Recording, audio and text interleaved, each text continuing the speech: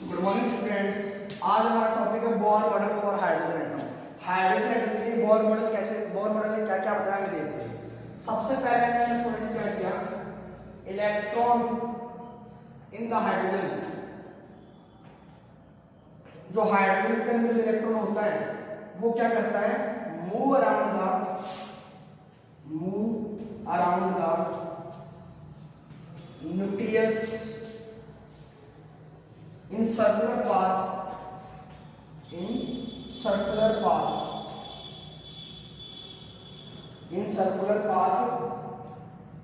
of fixed energy and radius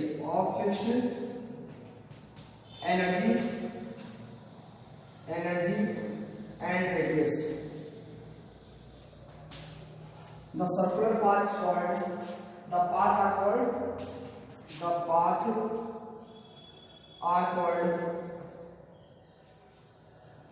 orbitals या orbits। देखो इन्होंने क्या कहा, फर्स्ट ऑफ ऑल से the electron in the hydrogen move around the nucleus in circular path. इन्होंने कहा ये न्यूक्लियस है आपकी, ठीक है, ये इलेक्ट्रॉन क्या करता है, एक सर्कुलर पाथ में क्या करता है, इसके क्या करता है, मूव अराउंड घूमता है, इसके चक्कर लगाता है इसकी। तो यहाँ पे क्या होगा, इसकी जो एनर्जी होती है वो कैसी होती है, फिक्स होती है, जबकि इसकी रेडियस भी कैसी होती है, फिक्स होती है। और इस सर्कुलर पाथ को ही उन्होंने क्या कहा, ऑर्बिट्स कहा। क्या कहा, ऑर्बिट्स। ये था इनका पहला पॉइंट। सेकंड पॉइंट देखिए, energy of an electron, energy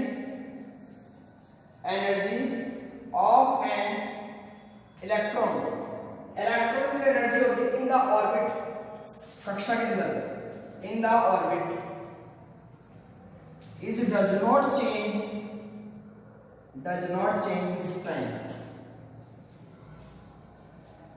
with time। देखो हमने प्रीवियस क्लास में रदरफोर्ड के ड्रॉबैक देखे थे। वो क्या कहता था, ये इलेक्ट्रॉन और जो आपके न्यूक्लियस के बीच में इलेक्ट्रोस्टैटिक फोर्स लगता था, जिसके कारण एनर्जी क्या होती थी, रिलीज होती थी। और धीरे धीरे एनर्जी कम होते कहाँ रिलीज जाना चाहिए इलेक्ट्रॉन को, नाभिक के अंदर या न्यूक्लियस के अंदर रिलीज जाना चाहिए था। लेकिन इन्होंने क्या कहा, जो कक्षा जो होती है जिसके अंदर इलेक्ट्रॉन प्रेजेंट है उसकी एनर्जी कैसी होती है, चेंज नहीं होती टाइम के साथ। क्या नहीं होती है, चेंज नहीं होती है एनर्जी। तभी तो ऊपर देखो इन्होंने कहा था एनर्जी कैसी होती है, फिक्स्ड होती है, चेंज थोड़ी ना होगी। अगर चेंज होगी तो कहाँ फॉल डाउन हो जाएगा, न्यूक्लियस के अंदर। इसलिए ध्यान में रखना, इसकी एनर्जी कैसी नहीं होती, चेंज नहीं होती है टाइम के अनुसार। थर्ड पॉइंट देखिए आप, क्वांटाइज कंडीशन में बता रहा हूं आपको। ये देखिए, ये आपकी लोअर एनर्जी स्टेट है, लोअर एनर्जी स्टेट, और ये क्या है आपके पास, हायर एनर्जी स्टेट। इन्होंने क्या कहा, ये लोअर एनर्जी स्टेट से हायर एनर्जी स्टेट में अगर ये इलेक्ट्रॉन जाता है तो वो क्या करता है, एनर्जी को क्या करता है, एब्जॉर्ब करता है। क्या करता है, एब्जॉर्ब। लेकिन वो कहां से, हायर एनर्जी से लोअर एनर्जी की तरफ अगर आ जाए, लेवल की तरफ आ जाए, स्टेट की तरफ आ जाए, तो वो क्या करता है, इमिशन करता है एनर्जी का। क्या करता है, इमिशन करता है। ये पॉइंट किसने बताया, बोर ने बताया हाइड्रोजन एटम के लिए। फॉर देखिए,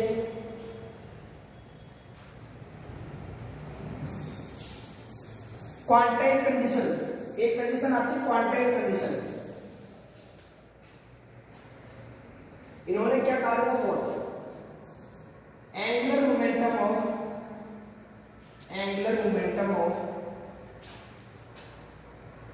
electron is quantized.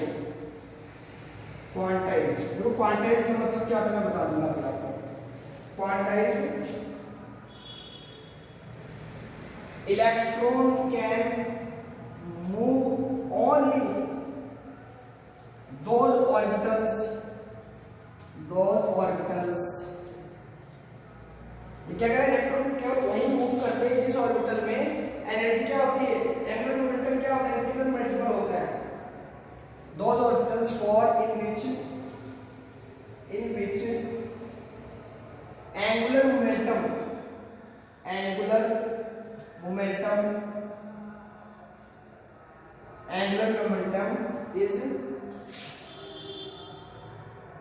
is integral multiple integral of h over 2 pi।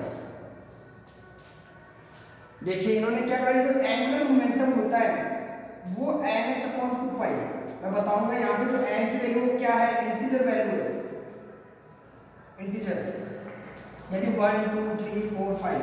इन्होंने क्या कहा, जो इलेक्ट्रॉन होते हैं वो उसी ऑर्बिट के क्या करते हैं, अराउंड क्या करते हैं, न्यूक्लियस के चक्कर लगाते हैं, जिसकी जो इलेक्ट्रॉन की जो एंगुलर मोमेंटम है वो कैसा होना चाहिए, मल्टीपल इंटीग्रल होना चाहिए। किसका, एंगुलर मोमेंटम का। कैसे, देखो आपके पास मान लीजिए mh/2 को मैंने मान क्या रख दिया, 1 रख दिया, ठीक है, यहाँ पे उत्तर लिख दिया मैंने, इंटीग्रल मल्टीपल होना चाहिए, integral multiple, integral multiple of NH/2। इन्होंने कहा कि जो आपका एंगुलर मोमेंटम होता है वो क्या होता है, NH/2 होता है, लेकिन ये कैसा होना चाहिए, इंटीग्रल मल्टीपल होना चाहिए। ऐसा नहीं है कि यहाँ पे 1.n बराबर है 1 आएगा या 2 आएगा, तो आपके पास क्या आ जाएगा, h/2, 2h/2, 3h/2 या 4h/2। कभी भी वैल्यू ऐसी नहीं आएगी 1/5h/2, क्योंकि ये कैसी वैल्यू नहीं है, ये इंटीजर वैल्यू नहीं है, ये इंटीग्रल मल्टीपल नहीं है इसका। या तो यहाँ क्या आएगा, 1 आएगा या फिर 2 आएगा या फिर 3 आएगा। इस प्रकार ही यहाँ पे एंगुलर मोमेंटम आएंगे, उस ऑर्बिटल में ही इलेक्ट्रॉन क्या करते हैं, मूव करते हैं। ये बात किसने बताई, बोर ने। आगे देखिए,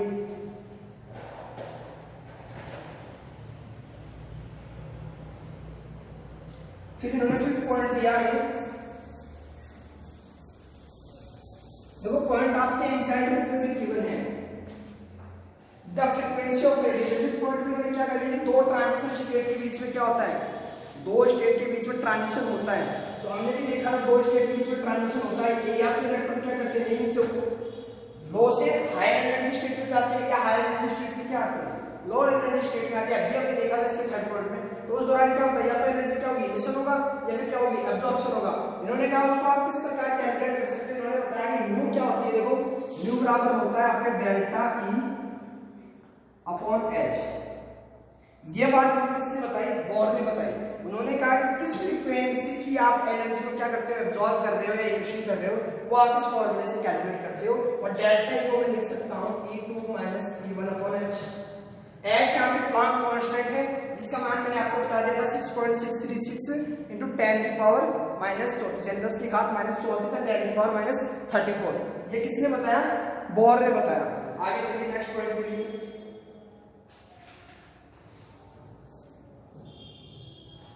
अब देखो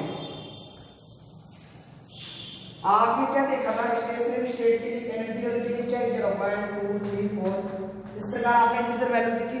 भाई आपने जो ऑर्बिटल्स बनाए थे, आपने ये जो लिखा था m बराबर 1 2 3 4, तो एनर्जी लेवल तो शो किया था आपने। तो इन्होंने उनको क्या कहा, प्रिंसिपल क्वांटम नंबर कहा। क्या कहा उसको, n को इन्होंने क्या कहा, प्रिंसिपल क्वांटम नंबर कहा, क्वांटम नंबर। इन्होंने क्या कहा, प्रिंसिपल क्वांटम नंबर कहा। किनको, जब आपने n की वैल्यू क्या ली, 1 2 3 4 लिए, इंटीजर वैल्यू लिए। आगे देखिए नेक्स्ट पॉइंट, फिर इन्होंने क्या किया, स्टेशनरी स्टेट की रेडियस दी। अगला पॉइंट देखिए, स्टेशनरी स्टेट रेडियस। बताऊंगा क्या होता है रेडियस, पहले तो समझ लेते हैं स्टेशनरी स्टेट क्या होती है, ठीक है। स्टेशनरी स्टेट क्या होती है, जिसमें मैंने बताया था ऐसी स्टेट जिसके अंदर क्या होती है, एनर्जी फिक्स रहती है, और हमने क्या बताया, रेडियस भी कैसी रहती है, फिक्स रहती है। या फिर ऐसी अवस्था मान लीजिए, मान दो स्टेट, दोनों के बीच में आप फिक्स क्या कर रहे हैं, ट्रांजिशन कर रहे हैं, तो ये दोनों स्टेट आपकी कैसी है, फिक्स है, स्थित है, तो उसको हमने कहा स्टेशनरी स्टेट एनर्जी। अब आगे देखिए, इसका फॉर्मूला इन्होंने क्या दिया, Rn²A0। एक फॉर्मूला दिया है इन्होंने इसके लिए, n²A0, और A0 का मान इन्होंने बताया 52.9 पिकोमीटर होता है। और ये क्या है, फर्स्ट स्टेशनरी स्टेट की बोर ऑर्बिटल की रेडियस है। A0 क्या है यहाँ पे, तो आप लिख सकते हो A0 हमारे पास क्या है, radius of first stationery state, radius of first stationery state are called Bohr radius। क्या कहोगे इसको, आर कॉल्ड बोर रेडियस या बोर ऑर्बिटल की ऑर्बिटल भी बोल सकते हैं, ठीक है। ऑर्बिटल की होगी ना ये जो आपकी रेडियस आएगी ऑर्बिटल। इस प्रकार आप क्या कर सकते हैं, कैलकुलेट कर सकते हैं। अब देखो आप यहाँ पे यदि मैं हाइड्रोजन के लिए कैलकुलेट करता हूँ, एग्जांपल देखिए हाइड्रोजन के अंदर इलेक्ट्रॉन कितने होते हैं, हाइड्रोजन कंटेन 1 इलेक्ट्रॉन ओनली। वो क्या करता है, एक इलेक्ट्रॉन ही रखता है, तो एक इलेक्ट्रॉन के कारण क्या हो जाएगा, यहाँ पे मैं 1 रखता हूँ n की वैल्यू, तो क्या आ जाएगा 1 का स्क्वायर करेंगे तो Rn किसके बराबर आ जाएगा, a नॉट के। तो Rn क्या होगा, जैसे हाइड्रोजन के लिए Rn जो आएगा वो कितना आएगा 52.9 pm। यदि मैं n बराबर 2 ले लूं तो कितना आ जाएगा, 2 जब 4, तो 4 से आप क्या कर दोगे, मल्टीप्लाई कर दोगे इसको, 4 into 52.9 pm, और आपके पास क्या आ जाएगा, इसके लिए Rn की वैल्यू आ जाएगी। यानी डिपेंड किस पे कर रही है, नंबर ऑफ इलेक्ट्रॉन्स पे डिपेंड कर रही है। अब आप आगे देखिए, फिर इन्होंने स्टेशनरी स्टेट के लिए क्या बताई, एनर्जी भी बताई, किस प्रकार हम कैलकुलेट करते हैं। Energy are calculate by this formula. अब देखिए आपने देखा था कि यहाँ पे रेडियस में क्या होता है, एन बढ़ रही थी तो क्या हो रहा था, आपकी जो रेडियस थी वो भी इंक्रीज हो रही थी। तो इलेक्ट्रॉन की संख्या बढ़ती जाएगी तो चांद के ऑर्बिटल्स भी बढ़ते जाएंगे, उनकी रेडियस भी क्या होगी, बढ़ती जाएगी। जैसे मान लो आपके हाइड्रोजन था या आपका इसमें एक इलेक्ट्रॉन था, ठीक है। फिर मान लो आपने और 8 इलेक्ट्रॉन बने तो पहले और 2 इलेक्ट्रॉन आ सकते हैं, फिर अगले कहां चले जाएंगे, यहाँ तो रेडियस क्या होगी, इलेक्ट्रॉन इंक्रीज हो रहे हैं तो इलेक्ट्रॉन की रेडियस भी क्या होती जा रही है, इंक्रीज होती जा रही है एटम की। अब आप आगे देखिए, आपके पास एनर्जी का इन्होंने फॉर्मूला दिया, एनर्जी ये बताया इन्होंने RH 1/n²। ये किसने बताया, इन्होंने फॉर्मूला दिया। ये क्या था हमारे पास, RH क्या था, रिडबर्ग कांस्टेंट। इसका मान मैं आपको प्रीवियस क्लास में डिस्कस कर चुका हूं। इसका मान क्या था, रिडबर्ग कांस्टेंट का 2.18 into 10 की पावर 18, 2.18 into 10 की पावर 18 जूल 1/n²। ये हमें किसने बताया, बोर ने बताया कि हमें स्टेशनरी स्टेट की अगर एनर्जी कैलकुलेट करनी हो तो हम किस फॉर्मूले से करेंगे, इस फॉर्मूले से करेंगे, ठीक है। फिर आगे देखिए आप, और वही अगर मैं इसके n बराबर 1 रख देता हूं, देखिए यहाँ पे n बराबर 1 रखूंगा तो ये क्या आ जाएगी, n बराबर 1 रखता हूं तो En की एनर्जी किसके बराबर आ जाएगी, 2.18 into 10 की पावर 18 जूल, ये आ जाएगी। यदि मैं n की वैल्यू क्या करता हूं, 2 पुट कर देता हूं तो कितना आ जाएगा, 2 टू द 4 से आप क्या करोगे, उसको डिवाइड करोगे तो कितना आएगा, ये आपके पास एनर्जी आ जाएगी 0.545 into 10 की पावर 7 जूल। ये आपके पास क्या आ गई, एनर्जी आ गई, so 7 18 जूल। ये आपके पास क्या कर दिया, आपने एनर्जी को कैलकुलेट कर दिया, ठीक है। कैसे निकालते हैं, यहाँ पे जब आपको n की वैल्यू पुट करनी है, अगर 1 पुट की तो वो RH इक्वल आएगा, सीधा आपने RH इक्वल कर दिया। यदि वो RH के बाद में यहाँ पर 2 वैल्यू रखी तो फिर आप क्या करोगे, RH की वैल्यू से डिवाइड कर दोगे तो 4 के तो आपके पास ये एनर्जी आ जाएगी। ये बात कब की थी, जब आपके पास स्टेशनरी स्टेट हो। फिर अगला पॉइंट मैंने क्या बताया,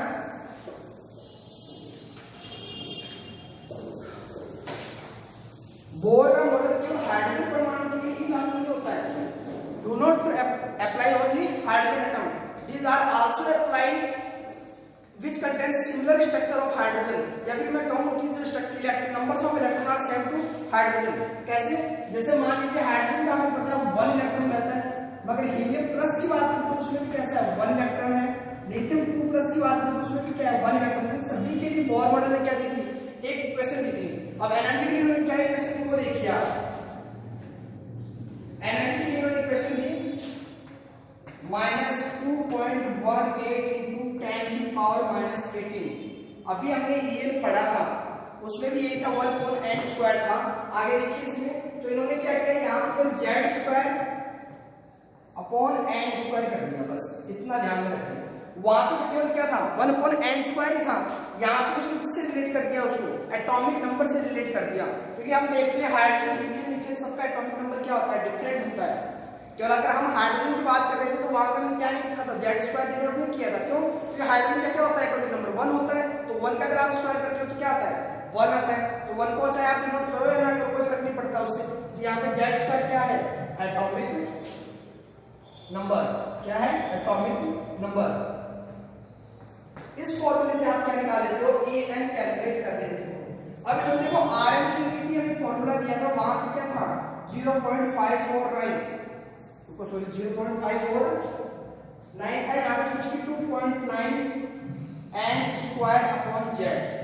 वहां पे क्या होता है, क्या था 52.9 a नोट था हमारे पास, n स्क्वायर किया था वहां पे, यहाँ पे किससे रिलेट कर दिया, एटॉमिक नंबर से रिलेट कर दिया, बस इससे क्या निकाल लिया आपने, रेडियस निकाल लिया। डिफरेंस क्या है, वहां पे जो जेड में था यहाँ पे जेड को रिप्रेजेंट कर दिया कैसे, एटॉमिक आयन से जो सिंगल स्ट्रक्चर रखते हैं, सिंगल इलेक्ट्रॉन रखते हैं, किसके अकॉर्डिंग, हाइड्रोजन जैसे इलेक्ट्रॉन रखते हैं उनके लिए। अब आप आगे देखिए,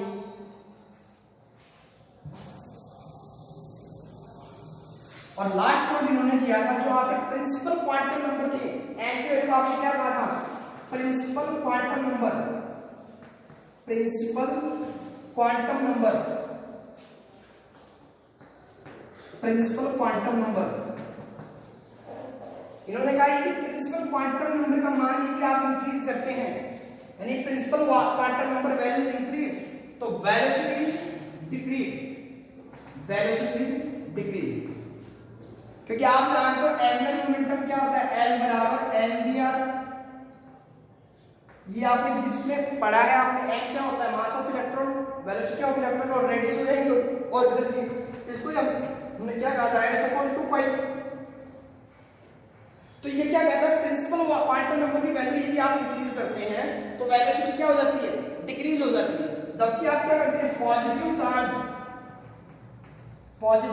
ऑफ न्यूक्लियस यदि आप इंक्रीज करते हैं तो वेलोसिटी कैसे हो जाती है, इंक्रीज, वेलोसिटी क्या हो जाएगी, इंक्रीज। अब आपको पता है positive charge of nucleus, nucleus में पॉजिटिव चार्ज कब इंक्रीज होता है, जब आप नंबर ऑफ प्रोटॉन्स को क्या कर दोगे, इंक्रीज कर दोगे। क्योंकि आपको पता है न्यूक्लियस में क्या रहते हैं, प्रोटॉन और न्यूट्रॉन। न्यूट्रॉन तो कैसा होता है, न्यूट्रल होता है, जबकि प्रोटॉन कैसा होता है, पॉजिटिवली चार्ज होता है। प्रोटॉन के नंबर्स को आप इंक्रीज करते जाओगे तो उस पर पॉजिटिव चार्ज इंक्रीज होता जाएगा, जैसे पॉजिटिव चार्ज इंक्रीज होगा उसकी वेलोसिटी इंक्रीज हो जाएगी। ये भी किसने बताया, हमें बोर ने बताया, ठीक है।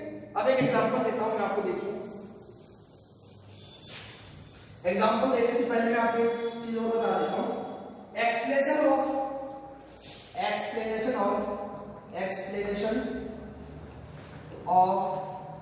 Line spectrum of hydrogen, line spectrum of hydrogen. आपने प्रीवियस क्लास में हमने डिस्कस किया था कि लाइन स्पेक्ट्रम हमें ऑब्टेंड होते हैं जिसमें हमें बहुत सारी सीरीज मिलती है, Lyman, Balmer, Paschen, Brackett and Pfund series. उसमें हमने n1 n2 की वैल्यू डिनोट की थी।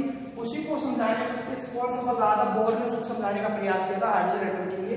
उसके लिए इन्होंने डेल्टा एच का एक फॉर्मूला दिया था, डेल्टा ई बराबर इन्होंने कहा था RH1/n इनिशियल का स्क्वायर माइनस n फाइनल का स्क्वायर। ये फॉर्मूला दिया था, किसने, बोर ने दिया था, डेल्टा ई।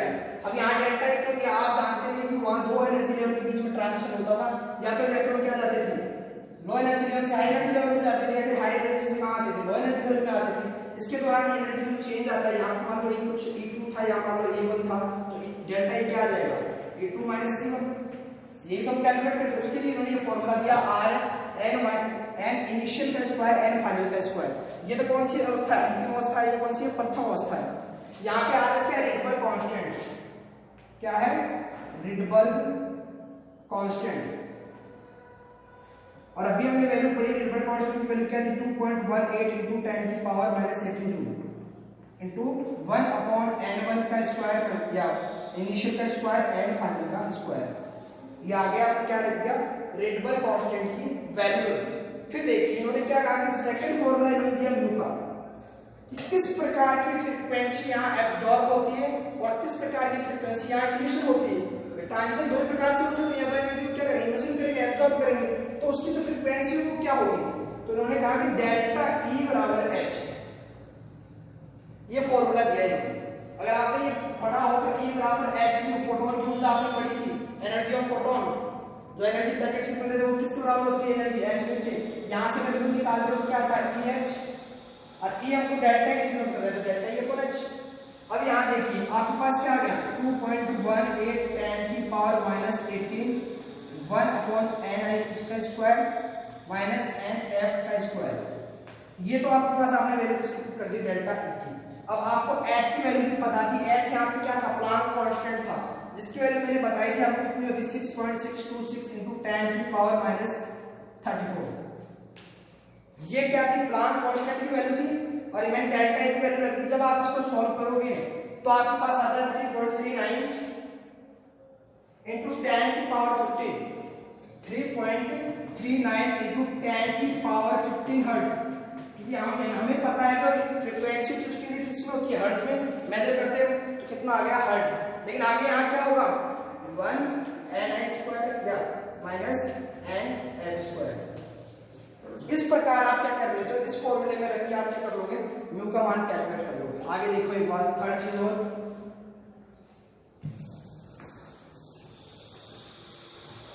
थर्ड ये कहता है म्यू बार। म्यू बार क्या था, आपका वेव नंबर या तरंग संख्या थी आपकी। इसमें इन्होंने क्या किया, क्या होती है सी अपॉन म्यू के इक्वल होती है। किसके इक्वल होती है, सी अपॉन म्यू के।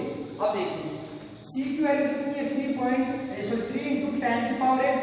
प्रकाश गति या फिर मैंने कहा था लाइट स्पीड क्या होती है, सबकी सेम होती है वैक्यूम में, वहां पढ़ी थी हमने 3 into 10 की पावर 8। इसका मान फिक्स होता है, चेंज नहीं होता। म्यू कितना है आपके पास 3.39 into 10 की पावर 15, 1/n1 का स्क्वायर माइनस 1/n2 का स्क्वायर, ये n5 का स्क्वायर। ये वैल्यू किसकी आ गई, सी अपॉन म्यू की वैल्यू आ गई आपके पास। जब आप इसको सॉल्व करोगे तो ये आपके पास आएगा 1.09677 into 10 की पावर 7। ये आपके पास इसकी वैल्यू आ जाएगी और आगे क्या हो जाएगा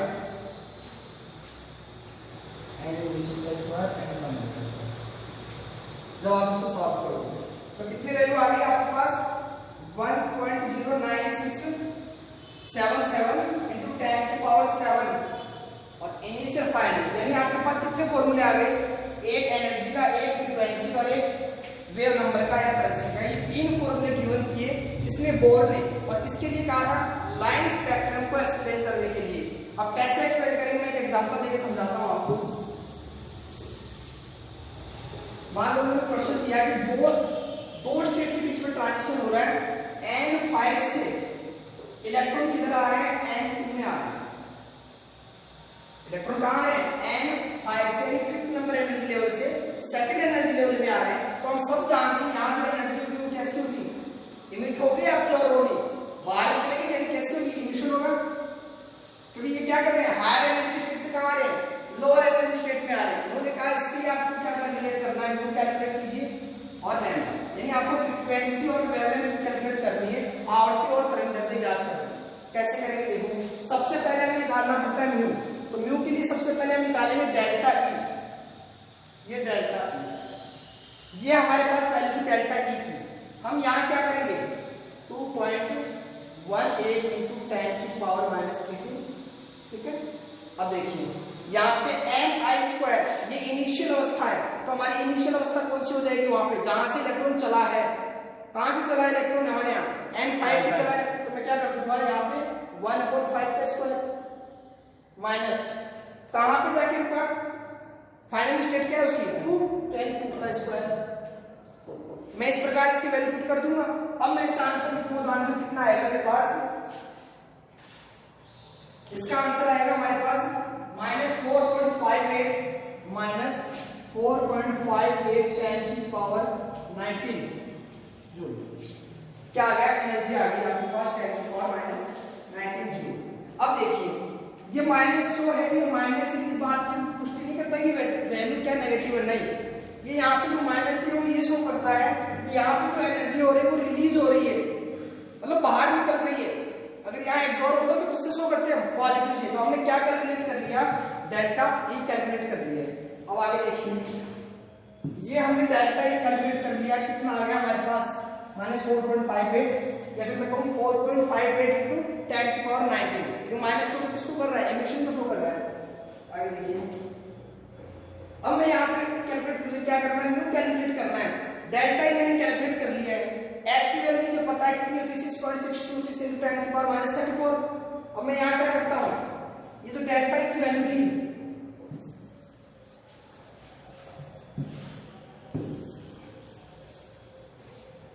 यहाँ पे ये वैल्यू थी आपके पास।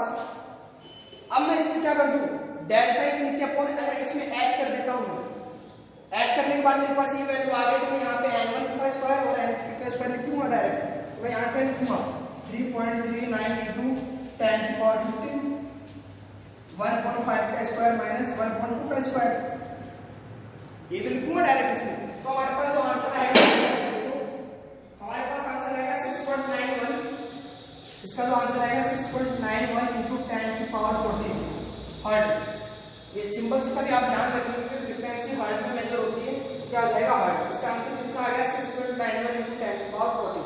आपको करना कुछ नहीं होता, केवल आपको ni और n फाइनल की क्या करनी पड़ती है, इनिशियल और फाइनल की क्या करनी पड़ती है, वो आपको करोगे आप, ठीक है। ये था आपके n निकालनी। अब आपने क्या निकालना है, म्यू तो निकाल कैलकुलेट कर लिया आपने, अब आपको क्या निकालना है, लैम्डा निकालना है। तो देखो आपने क्या पढ़ा था, आपने पढ़ा था लैम्डा निकालना है आपको। तो देखो लैम्डा का आपने हम देगा c अपॉन म्यू। तो आपने देखो वहां पे प्रकाश की स्पीड पढ़ी थी, प्रकाश स्पीड क्या पढ़ी थी आपने, वेलोसिटी स्पीड पढ़ी थी आपने, लाइट स्पीड। लाइट स्पीड क्या है, c बराबर म्यू लैम्डा, ये हमने पीछे पढ़ा है प्रीवियस क्लास में। तो यहाँ पे लैम्डा किसके इक्वल आ जाएगा, c अपॉन म्यू के। अब हमारे पास म्यू की वैल्यू तो आएगी, म्यू कितना है हमारे पास, हम क्या निकाल रहे हैं, लैम्डा निकाल रहे हैं। म्यू आया हमारे पास 6.91 into 10 की पावर 14 हर्ट्ज। c क्या था, 3 into 10 की पावर 8। अब क्या देखो यहाँ पे c आ गया आपके पास, लैम्डा आ गया, इसको आप जब सॉल्व करोगे तो कितना आ जाएगा वैल्यू आपके पास, 434 नैनोमीटर, 434 नैनोमीटर। इस प्रकार आप कैलकुलेट करें। देखो सबसे पहले आपको क्या निकालना पड़ेगा, उसकी एनर्जी निकालनी पड़ेगी। फिर एनर्जी का रिलेशन इससे देखोगे आप, म्यू का रिलेशन देखोगे, फ्रीक्वेंसी का रिलेशन देखोगे, उसके अकॉर्डिंग आप क्या कर लोगे, म्यू कैलकुलेट कर लोगे। फिर जैसे आपने म्यू कैलकुलेट कर ली तो म्यू और लैम्डा में आप रिलेशन देखोगे, तो फिर लैम्डा वहां से आप क्या कर लोगे, कैलकुलेट कर लोगे। इस प्रकार हम क्या करते हैं, इन इक्वेशन जो किसने दी थी, बोर ने अपने मॉडल को समझाने के लिए दी थी, लाइन स्पेक्ट्रम को। कौन कौन सी इक्वेशन दी थी, एक तो एनर्जी की इक्वेशन दी थी, एक फ्रीक्वेंसी की दी थी, और एक इसकी दी थी आपको म्यू बार की या लैम्डा की दी थी। उसके अकॉर्डिंग आप क्या कर लोगे, यहाँ पे क्वेश्चन को सॉल्व कर लोगे। आज के लिए इतना ही, बाकी नेक्स्ट क्लास में करेंगे। Thank you.